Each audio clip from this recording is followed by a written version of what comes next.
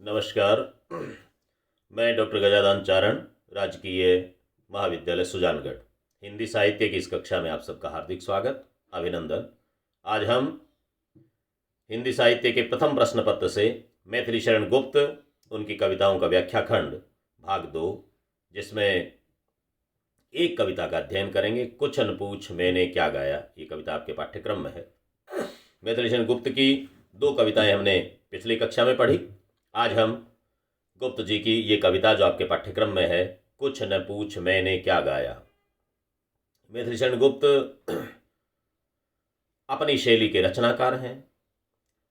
राष्ट्रीय गौरव के चरित्रों को उभारने में, नारी पात्रों के स्वाभिमानी चित्रण में, हमारे ऐतिहासिक पात्रों को लेकर के वर्तमान युग बोध की बात करने में एक श्रेष्ठ रचनाकार रहे हैं। इसलिए उनकी रचनाएं हमें एक नवीन जीवन दृष्टि देती है, भीतर की एक ताकत विकसित करने का आधार देती है, आत्मबल को मजबूत करती है और व्यक्ति को यथार्थ का बोध करवाती है। हम क्या कर रहे हैं और क्या करना चाहिए, इसके बीच का फर्क समझाती है। इसलिए इन रचनाओं को हमारे विद्यार्थी केवल परीक्षोपयोगी दृष्टि से न पढ़ें, जीवनोपयोगी दृष्टि से भी इनका अध्ययन करें, तो आपको अपने जीवन में इनसे एक नवीन दृष्टि मिलेगी, एक दिशा मिलेगी। आपको अपने जीवन को जीने का एक नया तरीका मिलेगा, अपने जीवन में घटित होने वाली घटनाओं को समझने का, उनके सारे दृश्यों को समझने का, उनके प्रतिपाद्य को समझने का, उनके प्रयोजन को समझने का, उनके परिणाम को समझने का आपके पास में एक हुनर आएगा। इसलिए गुप्त जी की कविताओं को उसी रूप में हमें समझना चाहिए। कुछ न पूछ मैंने क्या गाया। होता क्या है, इस संसार में व्यक्ति तरह तरह के गाने गाता है। गाने का मतलब संगीत नहीं। हम जो कुछ करते हैं, कहते हैं, काम करते हैं, हमारी इच्छाएं व्यक्त करते हैं, गुप्त जी कहते हैं कि वो गाना ही है। हम अपने हिसाब से उसको चलाना चाहते हैं। हमारा मन जिसमें रमता है, जो हमें अच्छा लगता है, वो हम कर जाते हैं। इसलिए कवि कहता है कि जब किसी से पूछा जाए कि तू क्या कर रहा है, तूने क्या किया अब तक, क्या गाया, तो फिर व्यक्ति अपना मूल्यांकन जब करता है, उसे लगता है कि पता नहीं मैं अंधेरे में क्यों भाग रहा हूं। भक्त कवियों ने लिखा, नारायण रो नामड़ो ना लीधो निर्णाह, जमवारो बोलावियो जो जंगल हिरणाह। यदि भक्त कवियों का ये मानना है कि जिस व्यक्ति ने इस संसार में आकर के नारायण का नाम नहीं लिया, तो फिर जैसे जंगल में हरिण अपना जीवन व्यतीत करके चले जाते हैं, वैसे इंसान भी उसी तरह से जंगली जानवरों की तरह अपना जीवन व्यतीत करके चला गया। मानव जीवन आपको मिला, उसका क्या फल आपको मिला, क्या फायदा लिया आपने, उसका अस्तित्व अलग तरह से है। उसी तरह से गुप्त जी कहते हैं, जब हम अपने जीवन से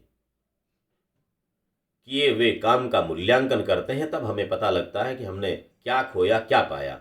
और वहां पर व्यक्ति जिस दृष्टि से सोचता है, गुप्त जी वो दृष्टि हमें देते हैं। कविता है, कुछ न पूछ मैंने क्या गाया। आज समझिएगा। कुछ न पूछ मैंने क्या गाया, बतला कि क्या गंवाया, जो तेरा अनुशासन पाया, मैंने शीश नवाया। जब हम विचार करते हैं हमने क्या पाया, क्या गाया, क्या कहा, तब कवि कहता है, बतला कि क्या गंवाया। हमने खोया क्या है, उसकी बात पूछ। क्या पाया, क्या गाया, क्या कहा, इसकी बात नहीं। जो तेरा अनुशासन पाया, मैंने शीश नवाया। जब हमने अपने किसी प्रिय का, वो ईश्वर प्रिय हो सकता है, वो हमारा स्वामी प्रिय हो सकता है, हमारा मित्र प्रिय हो सकता है, लेकिन उसके अनुशासन को प्राप्त करके हमने शीश नवाया, उसको स्वीकार किया। और उसको स्वीकार करने में हमने क्या पाया, क्या गंवाया, ये हमें विचार करना होगा। संगति का फल आपको मिलता ही है। क्या क्या कहा, स्वयं भी उसका आशय समझ न पाया। व्यक्ति कब क्या कहता था, किस भावावेश में कुछ कह जाता है। इस संसार में हम सांसारिक लोग तरह तरह के भ्रम में, मद में, मोह में, काम में, क्रोध में, लोभ में, लालच में पता नहीं क्या क्या करते हैं। खुद को ही उनका आशय समझ में नहीं आता है। खुद को ही अभिप्राय समझ में नहीं आता कि हमने किया क्या आखिर। इसलिए वो करने को यहाँ पर गाना, इससे समझ रहे आप, क्या क्या कहा स्वयं भी उसका आशय समझ न पाया, मैं इतना ही कह सकता हूं जो कुछ जी में आया। मैंने वो ही कह दिया जो मेरे मन में आया, जो जी को जचा, मन को जचा, वो मैंने कह दिया। बाकी कुछ भी उसका आशय क्या था समझ नहीं पाया, उसका प्रतिफल क्या होगा, दूसरों पर उसका असर क्या होगा पता नहीं, लेकिन मुझे जो अच्छा लगा, आदमी खुद को अच्छा लगता है वो काम कर जाता है। अब हमें मानना ये है इस संसार में जो कुछ होता है वो ईश्वर करवाता है। गुप्त जी कहते हैं हमें ये कर्ता भाव का अहंकार नहीं आना चाहिए। जिस दिन आपको ये लग जाएगा कि मैं जो कुछ करता हूँ ईश्वर मुझसे करवाता है, मेरा मालिक मुझसे करवाता है, उसकी जो इच्छा है वही तो मैं कर पाता हूँ, इसलिए मैं करता नहीं हूँ, मैं तो उसके हाथ की कठपुतली हूँ, वो जैसा करवाता है वैसा मैं करता हूँ और उसको निष्ठापूर्वक करता हूँ, इसलिए कर्म का अधिकारी तो मैं हूँ, पर कर्ता भाव मुझे नहीं, करवाता वो है, उसकी कृपा से सब कुछ अच्छे काम होते हैं। जैसा वायु बहा वैसा ही वेणु रंध्र रव छाया, हवा जैसी चलेगी वैसी ही तो ध्वनि निकलेगी। वेणु रंध्र रव छाया, रव माने ध्वनि, रंध्र माने छेद, वेणु के छेद में से वैसी ही तो ध्वनि निकलेगी जैसी हवा उसमें आएगी। हवा बहेगी वैसी ध्वनि आती है। जिसको बांसुरी बजानी नहीं आती, वीणा बजानी नहीं आती, वो वायु का ताब लगेगा, जहाँ से वायु निकलेगी, कैसे अंगुलियों का संचलन करना है, उसी से तो ईश्वर कैसी हवा चलाएगा। जैसा धक्का लगा लहर ने वैसा ही बल खाया। अब लहर कह दे मैंने कुछ किया नहीं, हवा का जैसा झोंका लगा, धक्का लगा, आघात लगा, वैसे ही बल खा गई।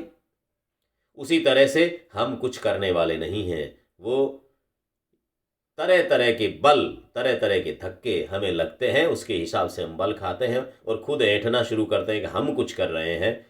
कवि कहता है कि आप अपने सामर्थ्य को, अपने अस्तित्व को, अपनी शक्ति को, अपनी क्षमता को पहचानिए।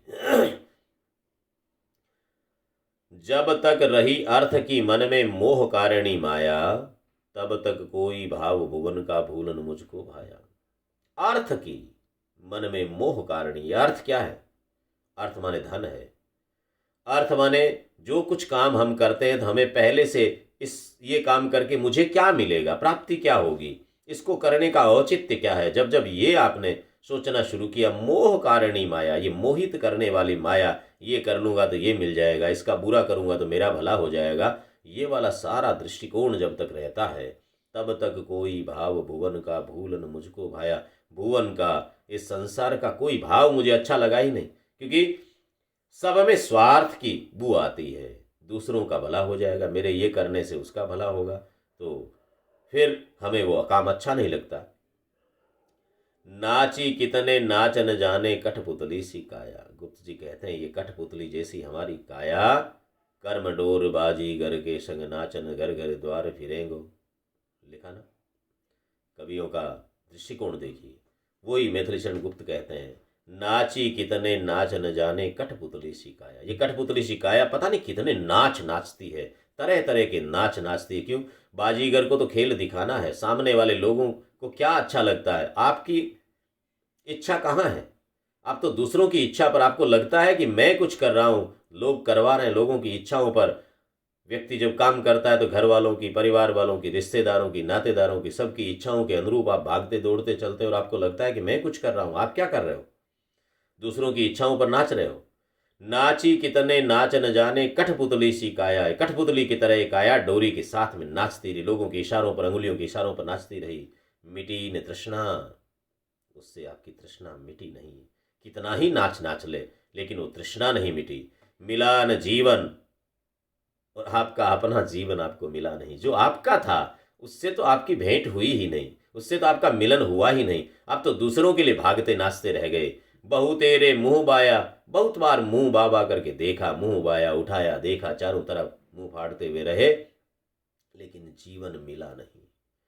दूसरों को, सबको सुखी करने के चक्कर में आपने अपने सुख से हमेशा के लिए दूरी बना ली। अर्थ भूल कर इसीलिए अब ध्वनि के पीछे धाया। मैथिलीशरण कहते हैं कि मैंने संसार में सारे अपने अर्थों को ढूंढने के लिए, धन को, माया को, लोभ को, लालच को पूरा करने के लिए दौड़ता रहा, लेकिन अब उस अर्थ को भूल करके, अर्थ भूल कर इसीलिए अब ध्वनि के पीछे धाया। वो नाम की ध्वनि, ईश्वर का नाम, वो ध्वनि उसके पीछे भागा। दूर किए सब बाजे गाजे, सारे गाजे बाजे, सांसारिक सुख समृद्धि, नाच गान ताम झाम सबको दूर कर दिए। ढूह ढोंग का ढाया, ढूह कहते हैं मिट्टी के ढेर को, ढेले को, ढूंढ वही, ढूह ढोंग का ढाया। वो ढोंग पाखंड, हम हैं क्या और दिखाते कुछ हैं, भीतर से कुछ बाहर कुछ, ऊपर से दिखावा करते हैं, भीतर से कितना दुखी हो लेकिन मूंछ के चावल लगा करके खूब भोजन किए हुए तृप्ति दिखाते हैं।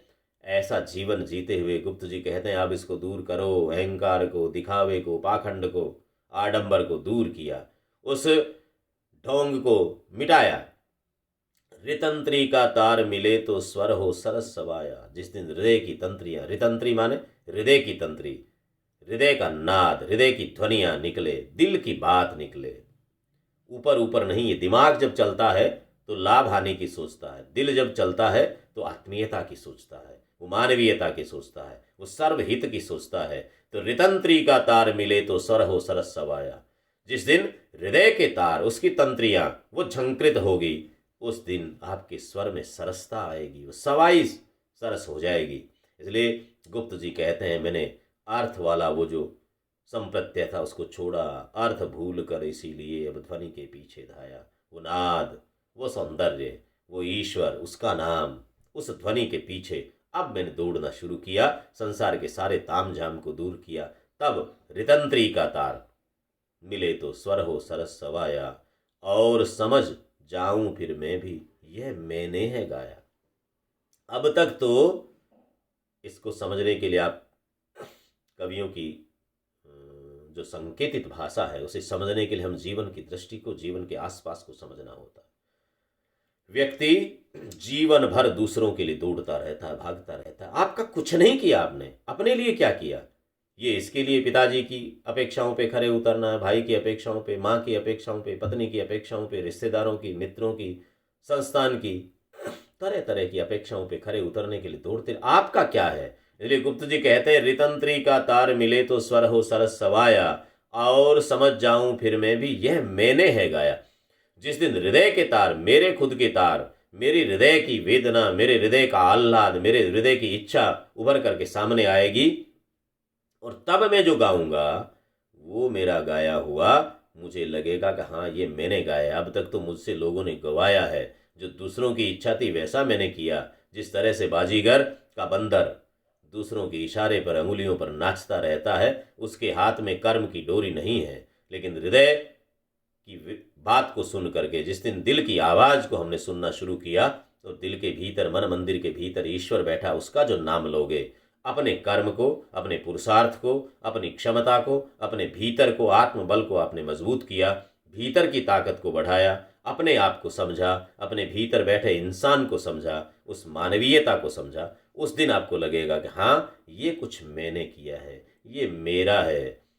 जोधपुर जसवंत सिंह ने कहा, खाया सो तो खर्चिया, दिया लिया सो सत्थ, जसवंत धर पोढ़ा बता माल वीरान हत। आपका क्या है? दिया लिया सो सत्थ, जो आपने दिए हैं और लिए हैं वो साथ में चल रहे हैं। धरती पर जैसे ही ये देह मृत हुई, उसमें से आत्मा निकल करके दूसरे शरीर में जाकर के उसने दूसरे कपड़े धारण कर लिए, उसी समय आपका माल धन सब कुछ दूसरों के हाथ में चला जाएगा, आपका कुछ नहीं है। तो आपने क्या किया? वो आपके साथ चलने वाला वो ही है जो व्यक्ति को मरने के बाद भी अमर रखता है, जिंदा रखता है। संसार में लोक जिह्वा पर जिसका यश रहता है, जिसकी कीर्ति रहती है, वो कीर्ति रहने वाला काम हृदय की बात को सुन करके करोगे तो होगा। ये दिमाग है वो चलता है, लेकिन ये लाभ हानि की बात करता है, दूसरों का नुकसान भी करवा देता है अपने फायदे के लिए। तो इसलिए हृदय की बात को सुनना चाहिए। ऐसा संदेश, ऐसा संकेत, ऐसी सुभग सीख गुप्त जी देते हैं। संकेतित कविता है। विशेष में आप लिखें कि गुप्त जी की ये खड़ी बोली भाषा बड़ी प्रांजल भाषा है, सहज बोधगम्य भाषा है। शैली उनकी